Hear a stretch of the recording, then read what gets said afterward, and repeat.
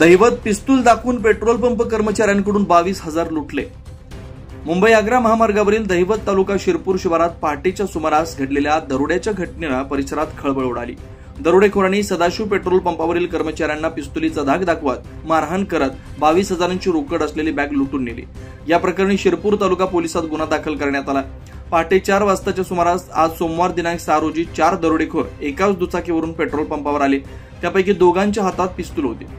त्यांनी पंपावरील कर्मचारी सोमनाथ गवळी, सुनील नगराळे आणि संतोष नगराळे यांना पिस्तुलीचा धाक दाखवत रोकड मागितली।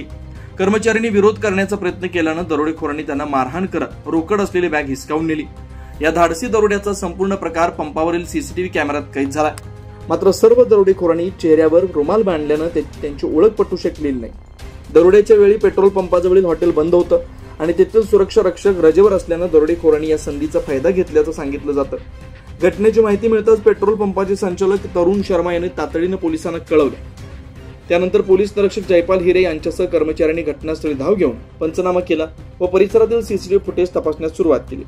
या घटनेमुळे महामार्गावरील सुरक्षेवर गंभीर प्रश्नचिन्ह निर्माण झालं।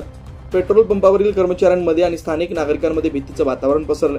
पोलिसांनी दरोडेखोराचा शोध सुरू केला। परिसरातील फुटेज तपासण्यात येते।